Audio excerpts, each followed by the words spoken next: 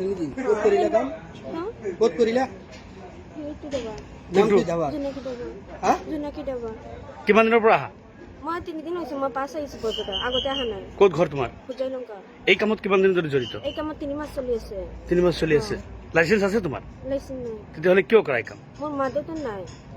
মাদেউতা নাই বুলি কি এই কাম কৰি কি কিয় কৰা? বেলেগ মা কাম নাই? দেউতা নাই, বৰ দাদা নাই, সেইকাৰণে কৰি আছো। বেলেগ আৰু অন্য কাম কৰিব নোৱাৰা?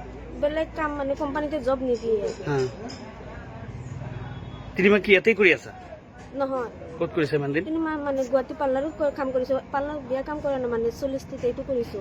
তাৰপিছত ইয়াতে আহিছো। ইয়াতে কি কাম কৰা আহি? ইয়াতে বিয়া কাম কৰি আছো। বেয়া কাম কৰি আছা। আজি কেইবাৰ হৈছে? আজি মই টোপনি পৰা এই মাত্ৰ উঠিছো। হা। টোপনিতে আছিলো। যোৱা 2 দিন হৈছে? হা? যোৱা 2 দিন হৈছে? হ্যাঁ। প্ৰথম দিন কিমান ইনকাম হৈছে? 10,000। তাৰপিছত 8,000। কালি? খালি 5,000। আজি কিমান হৈছে? আজি কাম কৰা নাই। এই 10,000 টকা কোনদিনা হৈছিল এইটো? এইটো ফাৰ্ষ্ট দিন যেদিনাখন আহিছো, ৰাতি আহিছো, সকাল পৰা ডিউটি কৰিছো। 10,000 টকা তুমি পাইছা না তেওঁলোকক দিছে? মোৰ মালিকৰ তাতে এতিয়ালৈকে পইচা জমা আছে, মই নিয়া নাই একো। মালিকৰ তাতে আছে চব পইচা? মালিকৰ তাতে চব কাউণ্টাৰৰ পইচা জমা আছে। মালিকৰ নাম কি? মালিকৰ নাম নাজানো, কিন্তু মালিকৰ নতুন মালিক আহিছে। আগতে যেইটো মালিক আহিছে সেইটো গুচি গ'ল। তাৰ পিছত এটা মালিক আহিছে। নেক্সট দিনাখন কিমান ইনকাম হ'ল?